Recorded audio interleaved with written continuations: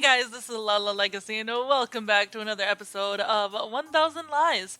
So before we start, if you haven't already, click that subscribe button, because that would mean the whole world to me, and after this video is over, if you liked it, please give it a big thumbs up down below, because that lets me know that you want to see more. Alright, let's get in! I'm more worried about how you forgot about our bet. Bet? Ah, that bet. You stalked me, broke into my apartment, harassed me during our match, and then assaulted me and then ran away from our bet. Do you think I'm happy about that? Okay, you did win that bet, but I think Ziva already explained everything, didn't she? It was all one big misunderstanding. Lucy smirks for a few seconds before deciding how to respond to my statement. We also talked about how you had to prove to me that I could trust you. You need to fulfill some requirements. What Ziva told me was really nice and all, but what if she's covering for you? I can't take your word at face value. I need more than that to believe you. So you plan on taking advantage of the situation since you won the bet?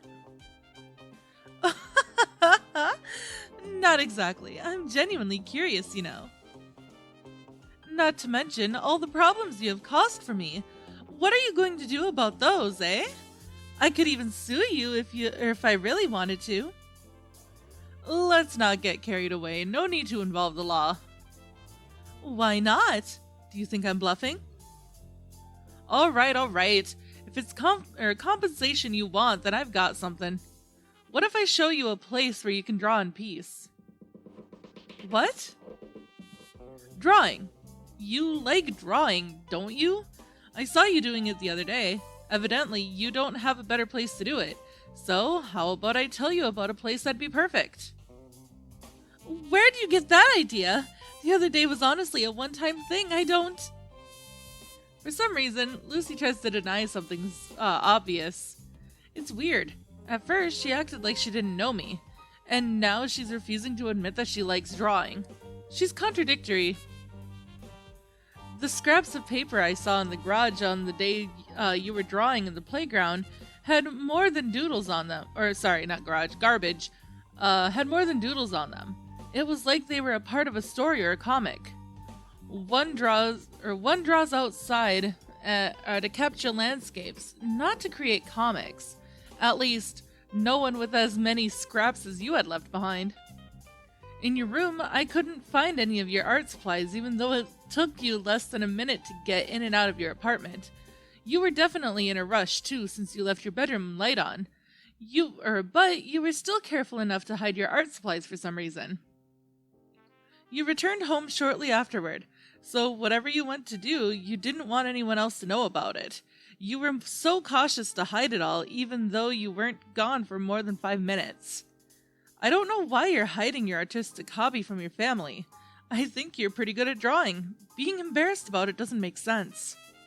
In any case, an abandoned playground isn't really the most comfortable or safest of places. Not if you want to draw properly.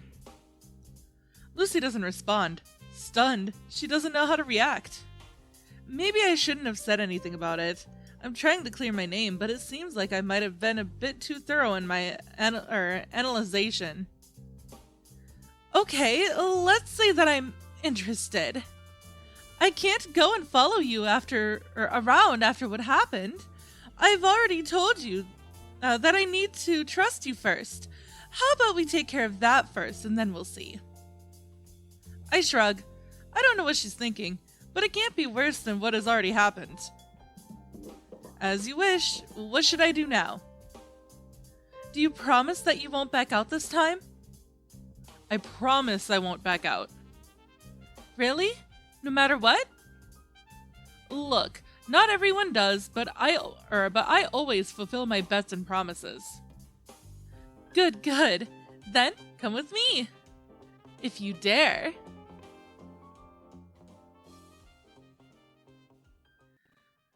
Oh boy, what kind of trouble are we getting into now? There's nobody around.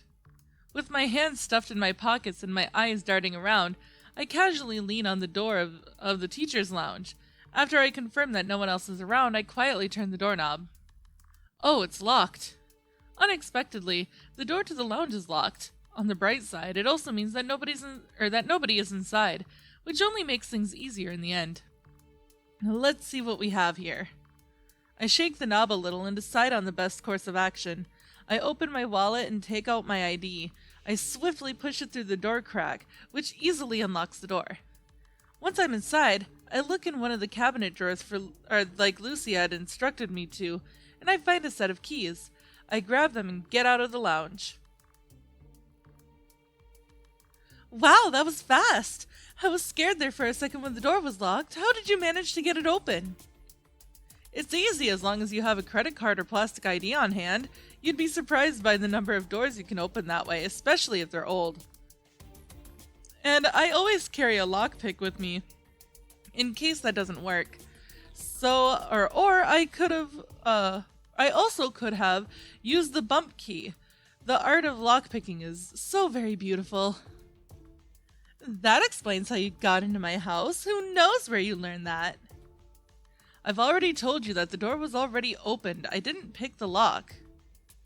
Of course, schmuck, of course. You aren't in any position to talk after what you asked me to do. How did you know that the keys were in there? And what do you plan to do with them? To serve justice? Uh-oh. Lucy leads me outside. She brings me out near the entrance and into the parking lot. It's empty aside from a couple of parked cars. Look, I used to park my bike right here at the bike racks. At the beginning of this school year, one of the teachers decided to purchase a new car. Not a regular car, but a big one. Really big. It turns out that his parking space was in front of the bike racks, making it harder to get the bikes in and out. Let's not talk how this teacher didn't give a damn, and every time he'd park, he'd always hit the bike racks one way or another. So, I've been forced to give up my wheels and start walking instead, but I don't want to end the year by letting him get away with it. I presume diplomacy hasn't worked very well. Why don't you chain your bike up somewhere else? Where? This place is busy during the mornings, and you never know where you'll be able to park.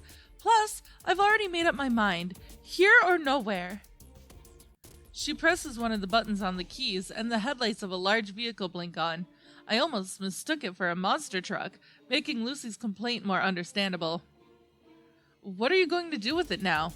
You don't need the keys to scratch the body of it. Sit down. I want to show you something. Lucy invites me to sit shotgun. What's she planning, I wonder? I'll be the first to admit that I love pranks, but I can't imagine this girl being that kind of person. I'm pretty curious about it, so I decide to go along with whatever she wants to do. I take my seat as she goes around the other way and sits in the driver's seat. Can you tell me what we're going to do with this car now? You haven't figured it out yet? We're stealing it! What? Ah! In the time it took me to blink, we sped out of the school's parking lot and onto the street. I've always considered myself a prankster, but this is too much. Too much. I mean, we're stealing a damn car. What are you doing? I told you. I want to test whether or not I could trust you. There's only one way to do it properly. You can't trust someone you don't consider a close friend. And I don't believe that two people can be friends until they share a secret. What do you think? Will you be my accomplice? There's no better secret than this. You could have told me before starting the car. I wanted to see how much it'd take before you asked. In the end, it's true that you always fulfill your promises. Or you're just stupid. Okay, whatever you say, but slow down. You're going the wrong way in a roundabout. I'm trying to, but it's hard. I know which one is the gas pedal, but I can't distinguish between the normal and the super brake. What the hell is a super brake? I don't know. There are 3 pedals. The gas pedal, the brake, and another which could only be the super brake. The clutch. That's the clutch. Dutch? Why would they be here? Clutch! You don't know what that is? How did you manage to start the car in the first place? women's intuition or something like that. I don't know. Lucy makes such a sharp turn that if the streets were busy, everyone in our path would have been slaughtered. After skidding, the car flies into the air with the finesse of a rat, likely also breaking the suspension, and lands in an empty vacant lot. The truth is that we aren't really going to steal it, more like borrow it. I don't have a license, so I don't need the car for anything myself. You don't say. I never would have imagined that after seeing how well you drove on two wheels. Don't be like that. We're only serving justice. I don't have it yet, but in a couple of months I'll be 18 and I plan on getting it then. Have you ever heard about future investments? Same thing here. Yeah, not really worth it. Too late, you're already involved. It rained yesterday, right? That's why the vacant lot is muddy. The plan is to circle around a couple of times and leave the car covered in it. I can think of thousands of easier ways to dirty a car if that's what justice intends. None of those are as fun. I'm close to making the interior of the car as dirty as the outside purely from motion sickness. The driver's obnoxious laughter isn't helping me at all. A few minutes, although it felt like, or more like months, of torture later and Lucy is bored of circling, the car is now in a completely unrecognizable dirty state. At least, now it seems like Lucy has gotten the hang of driving, but it's a pity that our luck runs out as soon as we return onto the main streets. Hey!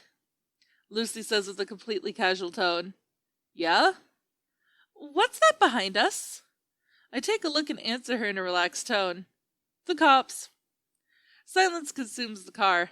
Lucy tries to break it, but is completely unsuccessful.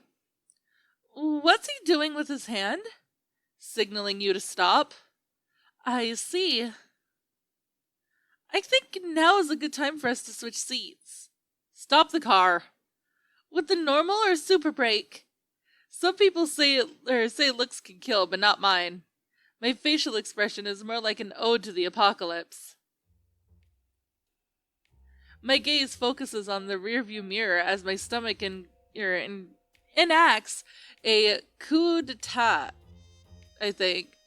I don't know. Out of the police vehicle emerges a figure. Whatever happened to the fat police officers with greasy donut-laden hands? It's not like I have anything against 6'6" tall baldies that are as large as bodybuilders, but it's not good for my mental health or heart to face the final boss during the first level. For a second, I'm unsure if he wants to lean in through the window or rip the sunroof off with his bare hands. Are you aware that having a car this dirty makes it impossible to see your blinkers and license plate?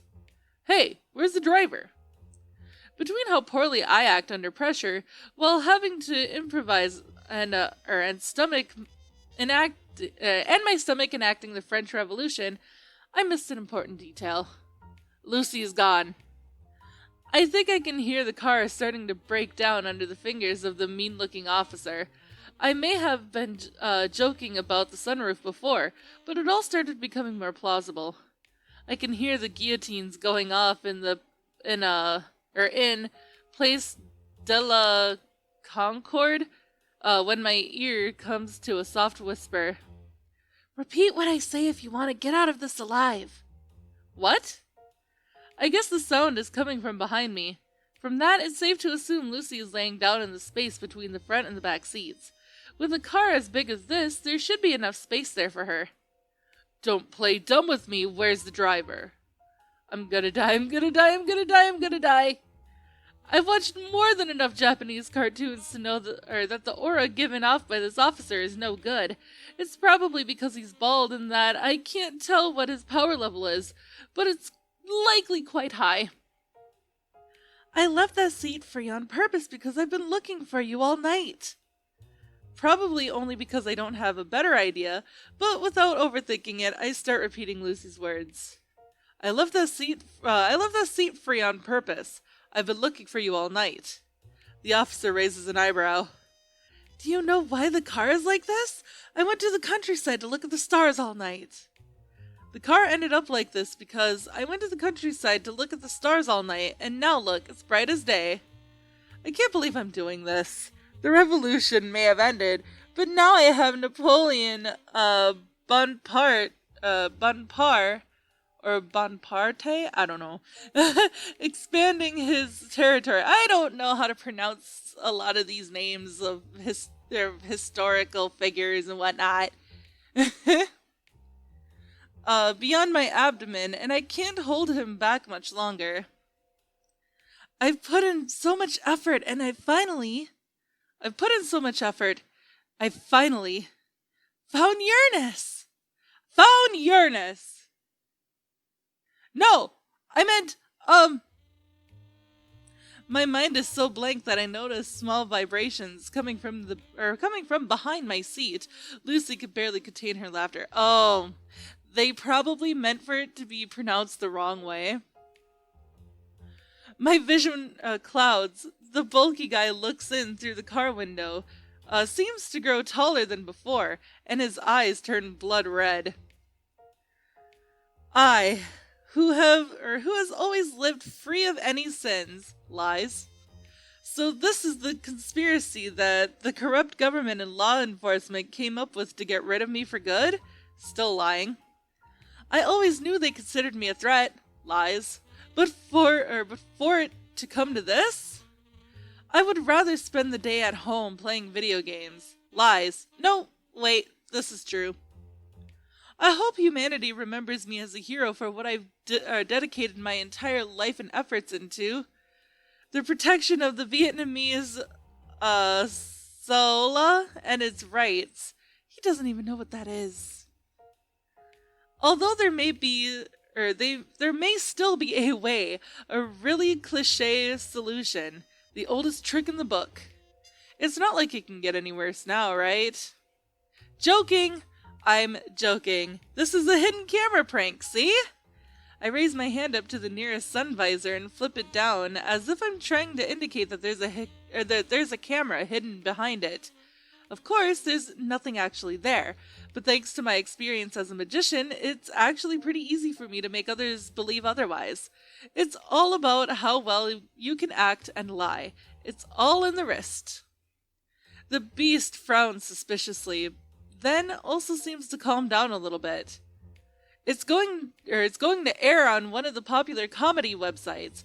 It looks like there's no driver, but I could drive it from here. Cool, right? Please like, share, and subscribe. Yes, guys, so I can live off the views until the YouTube cash cow dies. Oh, God. And I have to go back to living in my mother's basement. Thank you very much. Here's my driver's license, you see? I take out my wallet while trying to control my sudden Parkinson's fit. What? And bend over the driver's seat as I hand over my driver's license for the officer to examine. It may just be an adrenaline thing, but to me, it looks like he's going to burn my license under the pressure of his fingertips. He sighs, something I personally envy, considering that I don't have any oxygen left in my lungs until he gives me back my ID. Alright, but don't do anything like this again, okay? The police officer nods his head and leaves. I bid him farewell in shock. Yeah, I'm shocked too. How did you get away with this? When he's far enough away, I let out the biggest sigh I've ever sighed in my entire life. Everything's okay in the end. Who would have thought? Lucy reappears from the back and takes my driver's license out of my lifeless hands. I don't say anything, and when I come back to my senses, I cover my face and try to compute everything that has transpired. Although my reaction isn't what anyone would expect.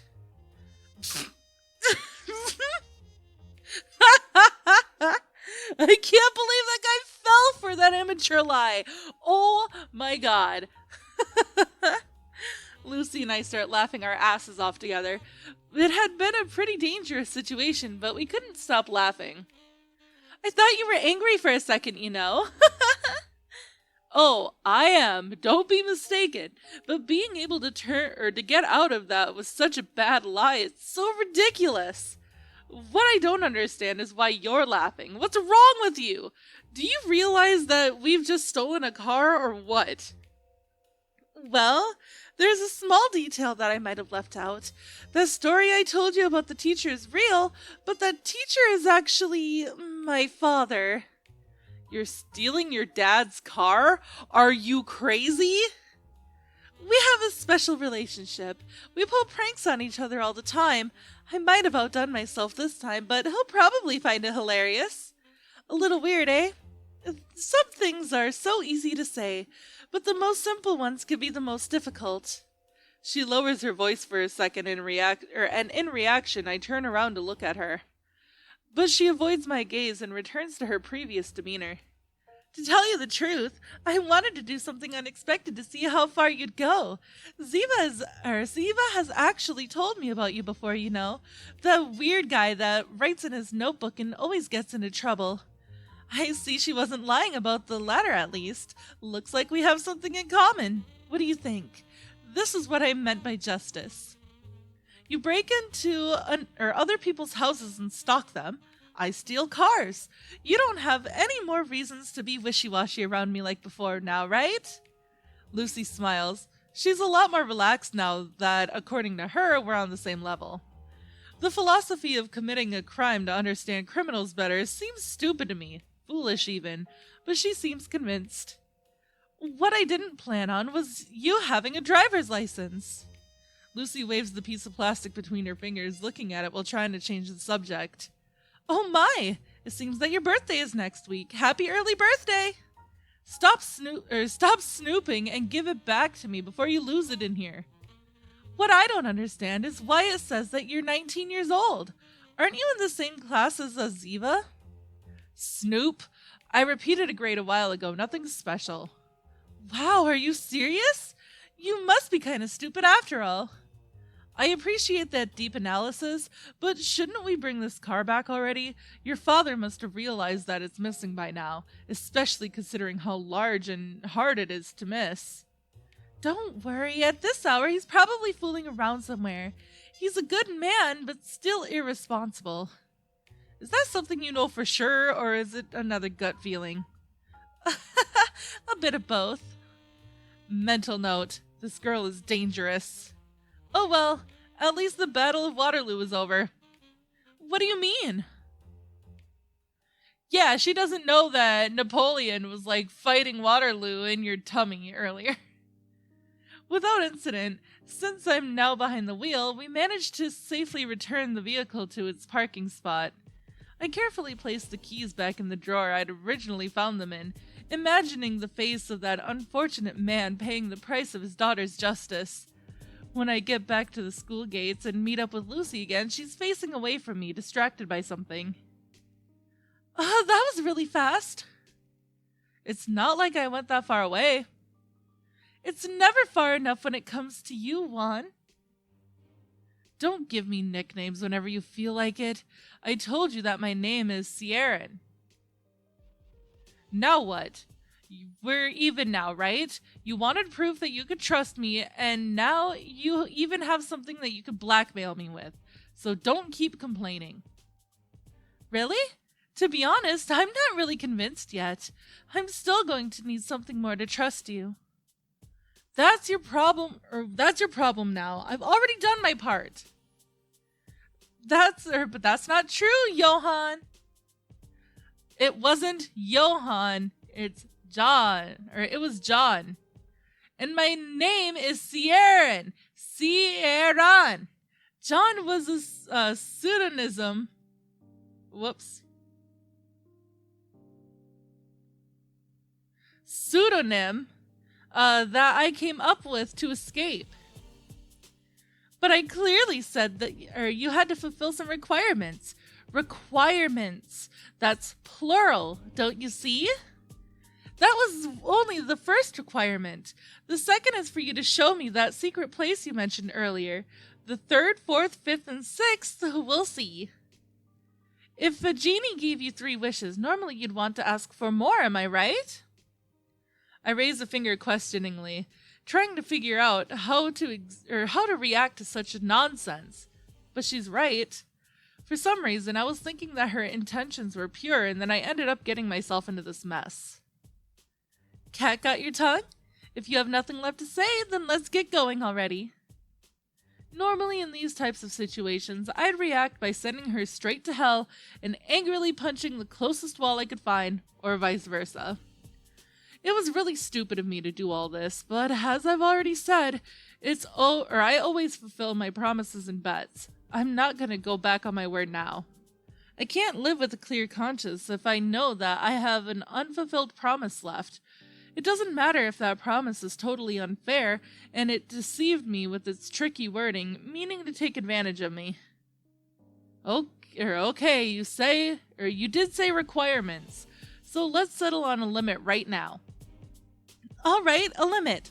Considering I've already spent 2, it would be unfair to leave it like that, even though I didn't know there was a limit. How about a limit of 5 total? 3 more requirements? Are you crazy? You mentioned a genie a bit ago, then 3, that's plenty of favors. How about we meet in the middle and leave it at 4? Okay, 4, who cares? Great, because I would have accepted 2 or 3 too. In fact, I'm surprised that we even negotiated it. Any sane person would have assumed that I was joking. I wasn't being serious at first, I just wanted to tease you with the requirements thing. But if you're so generously offering, then I won't refuse. I suddenly realized how much of a fool I've been being over this odd girl. I fell for all of her tricks. A free fall without a parachute, an unclear destiny. I lose my composure and my usual smug behavior is torn away from me. I've been defeated by my equal. Our conversation doesn't make any sense. The stuff about the requirements doesn't make any sense. When my patience ends, I don't get angry, but instead vulnerable. I'm not the kind of person who gets caught up in my anger. I'm mostly cool-headed in every situation, but when there's a crisis, my will bleeds, and I end up agreeing to anything that comes my way until I eventually find the best moment to escape all of it. Now would be a good moment to make a run for it. Nevertheless, it's true that I'm a man of my word, not a liar. For better or worse, I have to keep going until I fulfill that which I am responsible for. I've already told you that I fulfill all my promises, even if it was a trap. I'd still honor it and, well, whatever happens, happens. In the end, maybe you're sincere after all. I thought you were different, not that this is bad either. Lucy flashes a cunning smile, a mixture of dark and, pernicious joy that I somehow find appealing. Well then, gentle sir, you still have a special place to show me. How about we hit the road now? On the outskirts of town, beyond the park, near the abandoned neighborhood, there is a small unfinished library. It isn't actually only a library, but also a cultural center with special rooms to practice painting, music, and ceramics, among other things. And they never managed to finish it, so one of the wings of the building is in ruins. The other wing is in perfect condition except for the lack of water and electricity. It's an ideal hangout. As we stand in front of the abandoned building, I pop open the hardy door, not by pushing it, but by picking the lock. When we get inside, I show Lucy the way to what was, until now, my secret hideout. Oh my! So you weren't lying when you said it was a great place. Aside from the dust, it all seems new. How is it possible that nobody has taken any of this stuff? They left in a hurry, just like with the rest of the urbanization plan. They probably ran out of money to collect everything. Or they thought they'd continue in the future and forgot about it. Who knows? Jesus, whatever is going on outside. Really shaking my apartment. Jeez. Point is, this place is pretty far away and secluded, so nobody ever comes here. It's like my own personal hideout. Don't tell anyone, or that'll be the end of my luck, okay? And don't wander too far in here. The other wing isn't really in the best condition, so it's dangerous. You've already told me that 1,000 times on the way here. Yeah, I'll be careful. But the rest is amazing. I couldn't even be open in this, or it could even be open in this state. There's already furniture and there's even some books over here. This wing of the building was opened for a limited time before they abandoned it. Almost everything remained here, so it's a good thing for us, I guess. In any case, looks can be deceiving. There's no maintenance and most of the stuff is broken somehow, so it's not really safe. For that reason, I only use the library. But back to my point. I fulfilled my part, so now you have to draw in an you don't have to draw in an uncomfortable playground in the middle of nowhere. Lucy nods at everything I say, although her expression obviously expresses that she's thinking about something else as she circles around the tables in the room. She stands still with her eyes fixated out the large window and begins talking to me. Tell me, you've seen my drawings, what do you think about them? My sincere opinion? Lucy nods once again. You're good. Not the best I've seen, but I'm convinced that you've got something special. I'd like to ask you to never write anything in your life again, though. I see. The concepts are still interesting, though, especially considering how hard it is to draw fantasy without any references. I think you have talent, but you need a bit more practice. I'm no expert, though. Seriously? You think I have talent? Lucy sighs in relief and then shoots me a skeptical look. She turns around, making eye contact with me, wearing a new serious and intimidating demeanor. Nobody has ever told me that I have talent before. Not sincerely, at least. Yeah, some people tell me that I draw well. Others just make comments about it. Truthfully, I've never fully committed myself to drawing. Doodling in the margins of notebooks isn't really drawing. The expectations between the two are completely different. And when you do try something real, something unique, it turns out not being any different from the sketch in the margin. How can you show that to anyone else when you can't even face the reality of it yourself? Then you start tirelessly repeating, I only need to practice. But it doesn't matter how long you spend, the improvement is minimal. And 2 days after you meet someone who has never drawn anything in his life, you finally learn not to mistake compliments with real talent. How can I show anything I've drawn to anyone? There's no way I could proudly talk about the work I've spent weeks creating when someone else could draw the same thing in several minutes. When can I say that I finally learned to draw?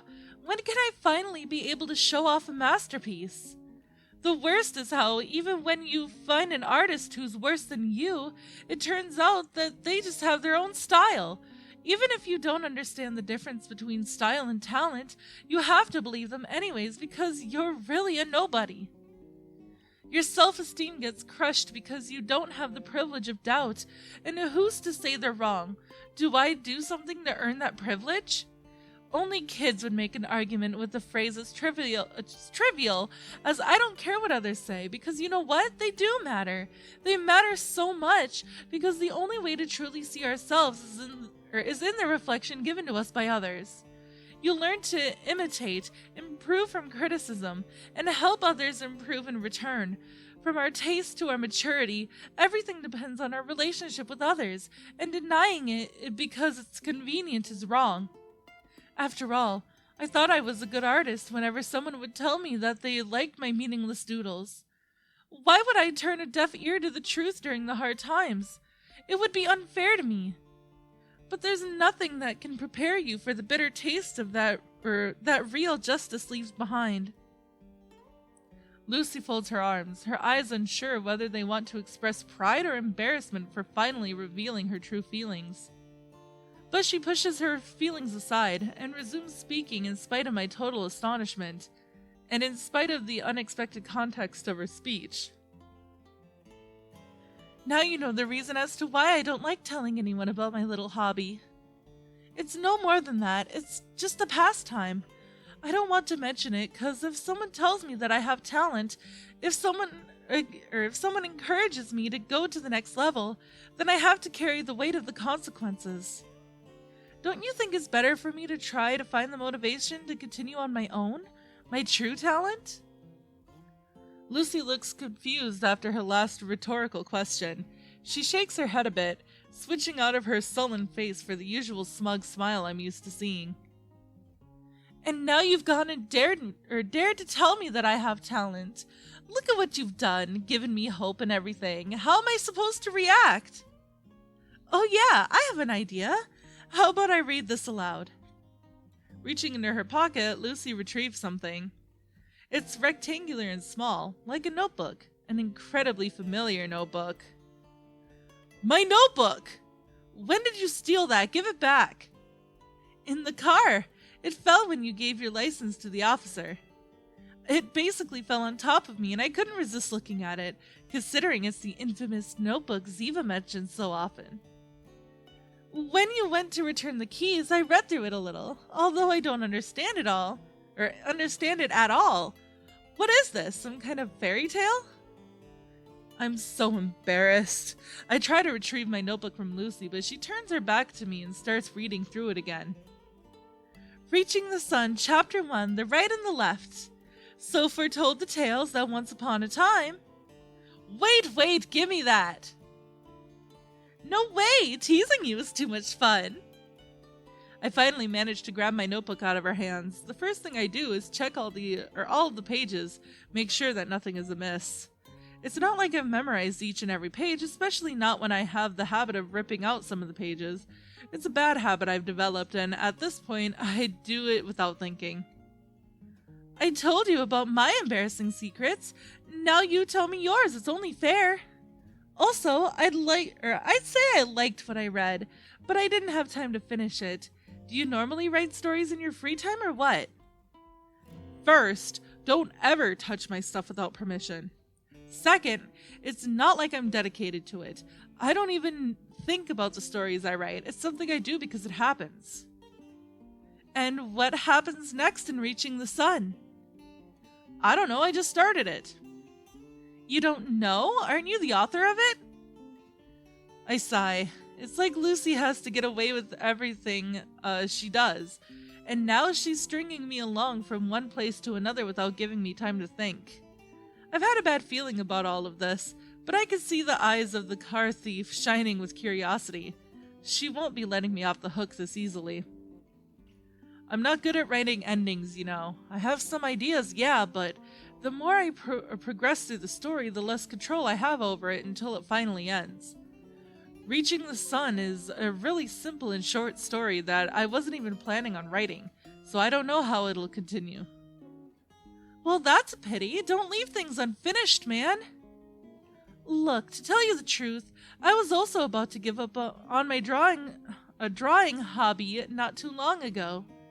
You saw the garbage in the playground with your own eyes. I don't want to show the world something that I, myself, don't like. All those failed attempts. It's like I was saying before, about motivation. I've been thinking, and maybe I need someone around who will force me to keep working. Someone by my side that forces me to do it, even if I die from embarrassment along the way, and even if I realize I'm not cut out to be a real artist. What can I say? I couldn't think of anyone who would help me in that way. You know how everyone is. They're playing the game until they can eventually toss everything aside. But now there's someone who knows my secret, and I can't do anything to hide it from him anymore. I don't like where you're going with this. Why not? The more you think about it, the harder it is to take the plunge. It's crazy, and we both know it, but it's going to happen, and you can't stop it. Don't make decisions without me. I'm not going to accept that. But you already did a while ago. I want you to continue working on your story, but from now on, it won't collect dust in your notebook. We could come here together from time to time and keep each other company while we work. You on your story and me on my drawing skills. That way, maybe I can even use what you write as inspiration for my illustrations. The things we're both embarrassed about can become something we share. Our little secret. Didn't I say it before? Two people can't truly become friends until they share a secret between them. Oh, my baby kitty. Are you scared of what's going on outside? I'll cuddle you in a minute, okay, buddy? Yeah, and you almost got us killed, too. I don't think it's a good idea. I don't believe we'll get very far with your plan. I was a total stranger not too long ago, wasn't I? A pervert, even. So, what's with the sudden change of heart? It's either a hunch or insanity, or maybe I'm just tired of the usual monotony, and any excuse for change is good, and you just happen to be the first to offer that. You'll have to find a different nut to go along with your plan. Oh, buddy, come here. It's okay. You're okay, Bubba. Yeah. I love you, bud. Come here. Incorrect. You've already accepted, so long as you didn't lie to me earlier. John McLazy, this is my third requirement. From this moment onwards, I want us to meet up here regularly to work together. Oh, buddy. Couple more minutes, okay, bud? Together, we'll finish your fairy tale.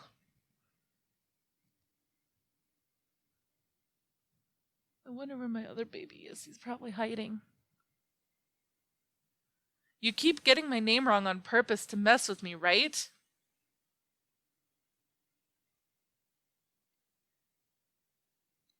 Oh, it's okay, baby. It's okay. Reaching the Sun, Chapter 1. The Right and the Left. So foretold the tales that once upon a time, there was a wolf without a past or memory who wanted to reach the sun. On the occasion that a wolf stops being useful to his pack, that wolf will become a solitary creature until the day it dies. There was once a wolf who couldn't, or didn't want to, find his own place to rest eternally. Since then, he has been wandering the land, erasing his trail with each step, always with a melodious pace, like a sad song, trying to find a glimmer of happiness.